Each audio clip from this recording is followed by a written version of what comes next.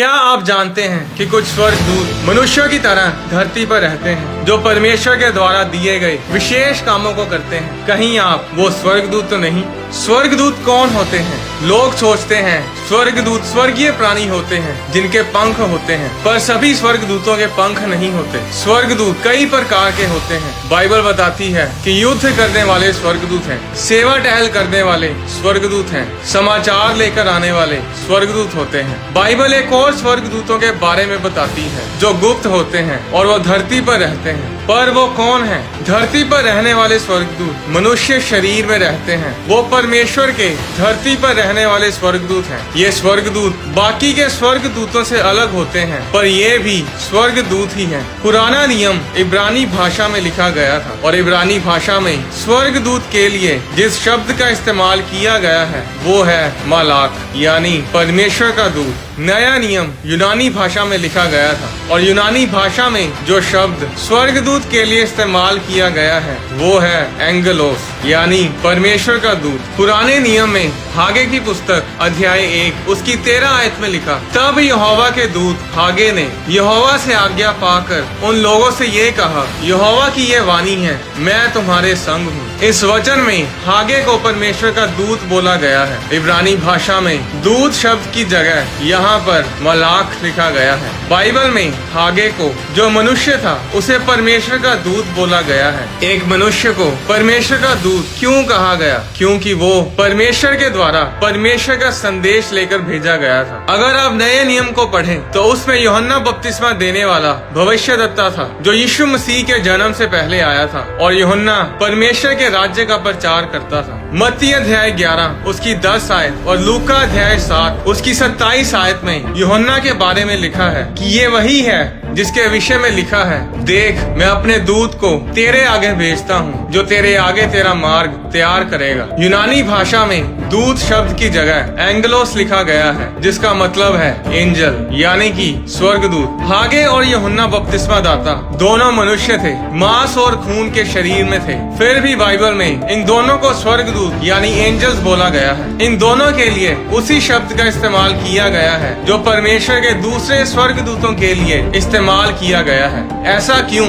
स्वर्गदूत वो होता है जो परमेश्वर के द्वारा भेजा जाता है। स्वर्गदूत संदेश वाहक होता है, वो संदेश लेकर आता है। स्वर्गदूत का मतलब होता है अम्बेसडर, दूत जो परमेश्वर की ओर से एक विशेष काम के लिए भेजा जाता है। वो इस दुनिया का तो नहीं होता, पर इस दुनिया के लिए भेजा जाता है, उन लोगों के लिए जो इस धरती पर रहते हैं। तो ये गुप्त स्वर्गदूत कौन है? ये वो हैं जो यीशु मसीह में नया जीवन ले चुके हैं, जो आत्मा से जन्मे हैं। अगर आप यीशु मसीह पर विश्वास करते हैं तो आप नया जन्म प्राप्त कर चुके हैं और आप परमेश्वर के स्वर्गीय दूत हैं। यूहन्ना अध्याय 1 उसकी 12 आयत में लिखा, परंतु जिन्होंने उसे ग्रहण किया उसने उन्हें परमेश्वर की संतान होने का अधिकार दिया, अर्थात उन्हें जो उसके नाम पर विश्वास रखते हैं। वे ना तो लहू से, ना शरीर से, ना शरीर की इच्छा से, ना मनुष्य की इच्छा से, परंतु परमेश्वर से पैदा हुए हैं। अगर आप यीशु मसीह पर विश्वास करते हैं तो आप परमेश्वर की संतान हैं। आप इस धरती के नहीं हैं, आप स्वर्ग के हैं। आप परमेश्वर के बेटे बेटियां हैं। हम धरती के नहीं हैं, हम स्वर्ग के वासी हैं। बाइबल में लिखा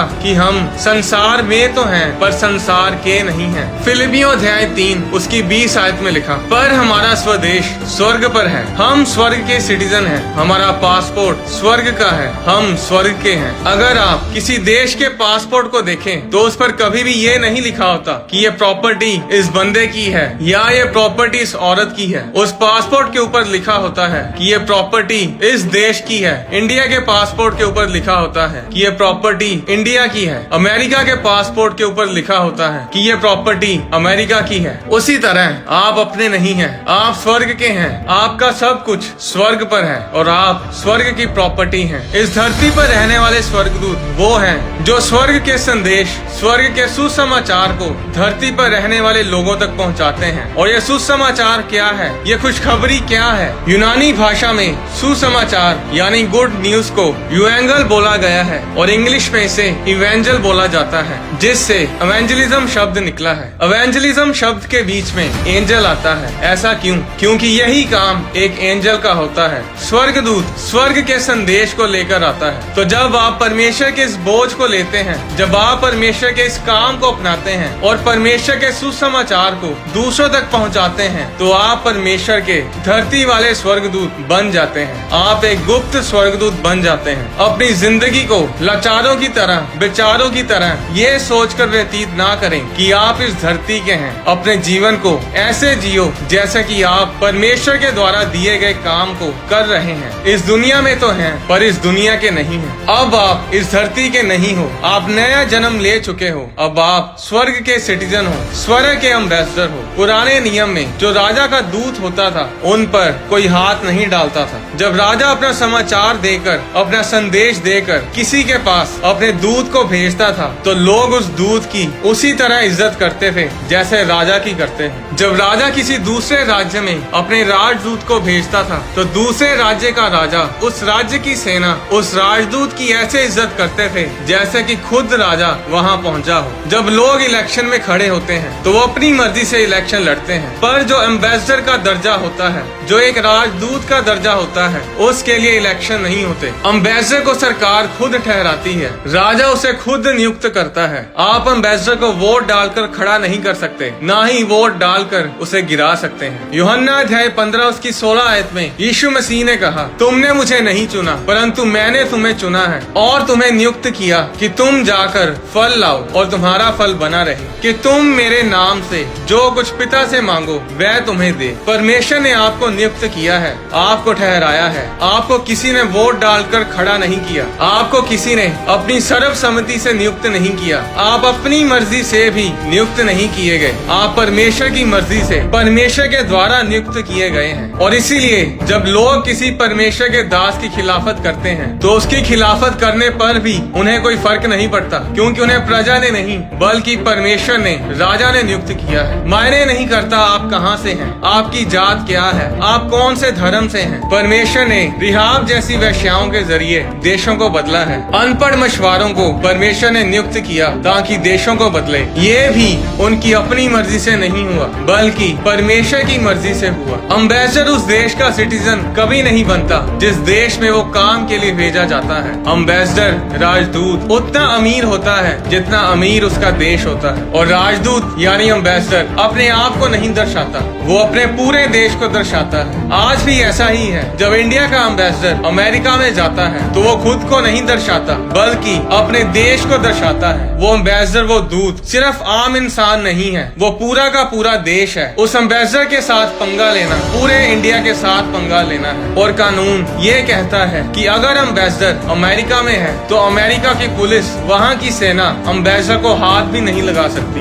एम्बेसडर को, दूत को अपने खाने पीने की, कपड़ों की, अपने घर के रेंट की चिंता नहीं करनी पड़ती। उसका सारा खर्चा, उसकी सारी देखभाल उसका देश करता है। इंडिया के एम्बेसडर की देखभाल इंडिया करता है, अमेरिका के एम्बेसडर की देखभाल अमेरिका करता है। उसी तरह बाइबल बताती है कि हम परमेश्वर के दूत हैं, हम स्वर्ग के सिटीजन हैं। फिलिपियों अध्याय 3 उसकी 20 आयत में लिखा, हमारा स्वदेश स्वर्ग पर है। 2 कुरिन्थियों अध्याय 5 उसकी 20 आयत में लिखा, इसलिए हम मसीह के राजदूत हैं, मानो परमेश्वर हमारे द्वारा विनती कर रहा है। हम मसीह की ओर से निवेदन करते हैं कि परमेश्वर के साथ मेल मिलाप कर लो। बाइबल बताती है कि हम परमेश्वर के स्वर्गीय राजदूत हैं। जिस तरह पॉलिटिकल लोग, पॉलिटिकल एम्बेसडर्स, राजदूत अपने देश, अपने राज्य के संबंधों को उस दूसरे देश के साथ अच्छा करने की तरफ काम करते हैं, उसी तरह हमारा काम है कि हम परमेश्वर के देश, परमेश्वर के राज्य के सुसमाचार को इस धरती के लोगों तक पहुंचाएं। मत्ती अध्याय 6 उसकी 25 आयत में लिखा, इसलिए मैं तुमसे कहता हूँ कि अपने प्राण के लिए ये चिंता ना करना कि हम क्या खाएंगे और क्या पिएंगे, और ना अपने शरीर के लिए कि क्या पहनेंगे। 31 आयत में लिखा, इसलिए तुम चिंता करके ये ना कहना कि हम क्या खाएंगे या क्या पिएंगे या क्या पहनेंगे, क्योंकि अन्य जातियाँ इन सब वस्तुओं की खोज में रहते हैं, पर तुम्हारा स्वर्गीय पिता जानता है कि तुम्हें इन सब वस्तुओं की आवश्यकता है। इसलिए इसलिए पहले तुम परमेश्वर के राज्य और उसकी धार्मिकता की खोज करो, तो ये सब वस्तुएं भी तुम्हें मिल जाएंगी। आपको अपनी चिंता नहीं करनी है। अगर आप परमेश्वर के स्वर्गीय राजदूत हैं, तो आपको बस परमेश्वर के काम को करना है। आपकी सभी जरूरतें स्वर्ग संभाल लेगा। एक देश के राजदूत की सुरक्षा की जिम्मेवारी उसके देश की सरकार की होती है। उसकी सुरक्षा के लिए सीक्रेट एजेंट्स होते हैं, रॉ एजेंट्स होते हैं, FBI, CIA होती है। उसी तरह आप जो कि परमेश्वर के राजदूत हैं, स्वर्गीय राजदूत हैं, आपकी सुरक्षा परमेश्वर के स्वर्गदूत करते हैं। कभी किसी देश के राजदूत के साथ पंगा लेकर देखना, उसका पूरा देश उसकी सुरक्षा के लिए खड़ा होता है। आप इंडिया में अमेरिका के राजदूत को छू भी नहीं सकते, वो कड़ी सुरक्षा से घिरा होता है। उसी तरह परमेश्वर का राज्य है। बाइबल में लिखा है परमेश्वर राजा है। जब यीशु मसीह को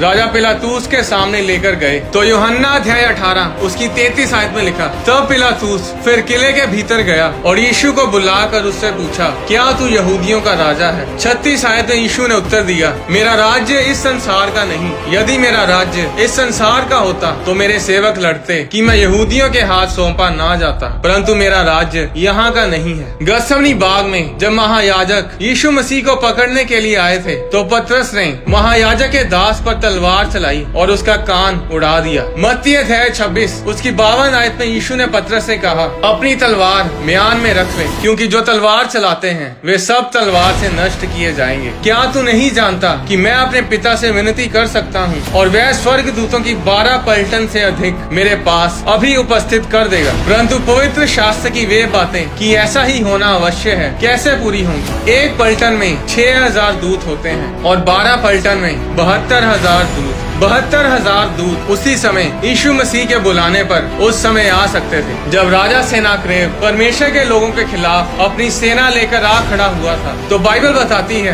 कि परमेश्वर के एक स्वर्गदूत ने उस एक रात में अशूरिय सेना के 1,85,000 सैनिक मार गिराए। 2 राजा अध्याय 19 उसकी 35 आयत में लिखा, उसी रात में क्या हुआ कि यहोवा के दूत ने निकलकर अशूरियों की छावनी में 1,85,000 पुरुषों को मारा, और भोर को जब लोग उठे तब देखा कि लाशें ही लाशें पड़ी हैं। उस एक दूत ने एक रात में 1,85,000 सैनिक मारे। जरा सोचो कि उस रात 12 पलटन स्वर्गदूतों की यानी कि 72,000 स्वर्गदूत एक रात में कितने लोग मार सकते थे? 1332 करोड़ 13 बिलियन 320 मिलियन। आज पूरी दुनिया की जनसंख्या 780 करोड़ है। उन स्वर्गदूतों ने उस रात कुछ ही घंटों में पूरी पृथ्वी के लोगों को खत्म कर देना था, पर यीशु मसीह ने ऐसा नहीं किया। उसने हमारी खातिर उस पाप के प्याले को पिया, हमारे लिए मार सही, कोड़े खाए, उसके ऊपर थूका गया। उसके एक इशारे पर स्वर्गदूत पूरी धरती की ऐसी तैसी कर सकते थे, पर वो इस दुनिया की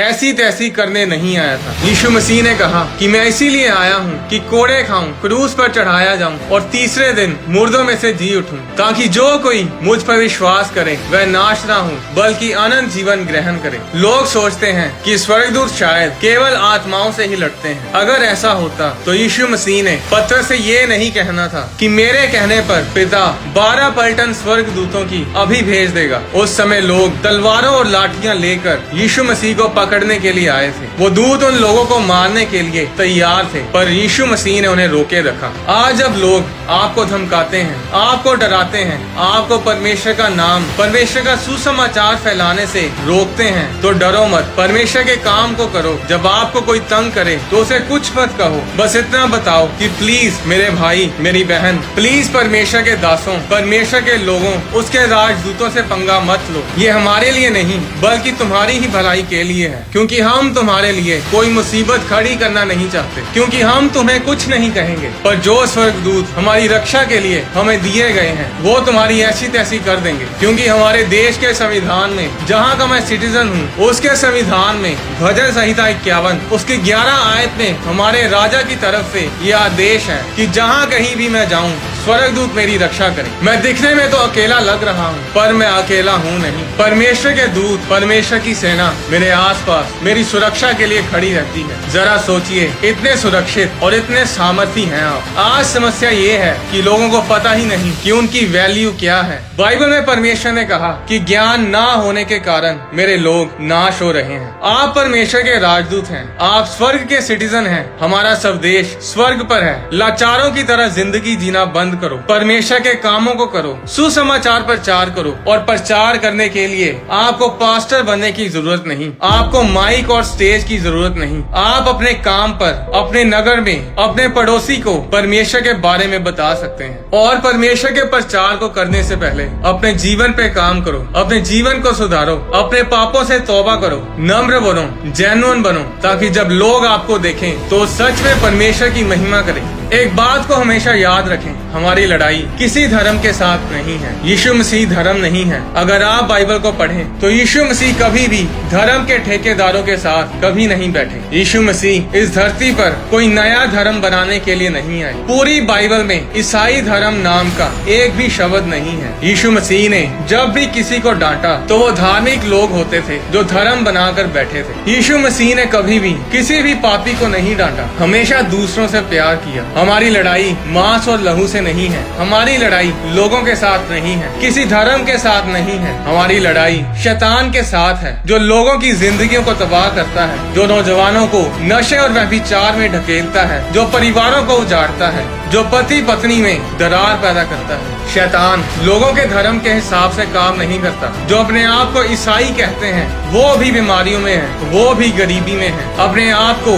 ईसाई बोलने से कुछ नहीं होगा, अपने आप को क्रिश्चियन बोलने से कुछ नहीं होगा। अगर आपकी जिंदगी में यीशु मसीह नहीं है तो वो जिंदगी नहीं, श्राप है। यीशु मसीह ने कहा, मैं तुम्हें नया धर्म देने के लिए नहीं आया, मैं तुम्हें बहुतायत का जीवन देने के लिए आया। जो विश्वास करेगा वो उद्धार पाएगा और स्वर्ग का सिटीजन कहलाएगा। आप जो परमेश्वर में नया जन्म ले चुके हैं, अब आपको तय करना है कि स्वर्ग के दूत, परमेश्वर के राजदूत बनकर परमेश्वर के कामों को करना है या फिर एक साधारण जीवन जीना है। क्योंकि अगर आप स्वर्ग के एम्बेसडर, परमेश्वर के राजदूत बनकर इस धरती पर परमेश्वर के कामों को करेंगे तो परमेश्वर आपकी सभी जरूरतों को अपने स्वर्गीय भंडार से पूरा करेगा। आने वाली वीडियोस में मैं आपको बताऊंगा कि यीशु मसीह के जी उठने के बाद मरियम मगदलीनी यीशु मसीह को पहचान क्यों नहीं पाई। जीवन का वृक्ष जो अदन के बाग में था वो आज कहाँ है? क्या उसके फल को खाकर इंसान अमर हो सकता है? और अगली वीडियो में मैं आपको बताऊंगा यीशु मसीह का नाम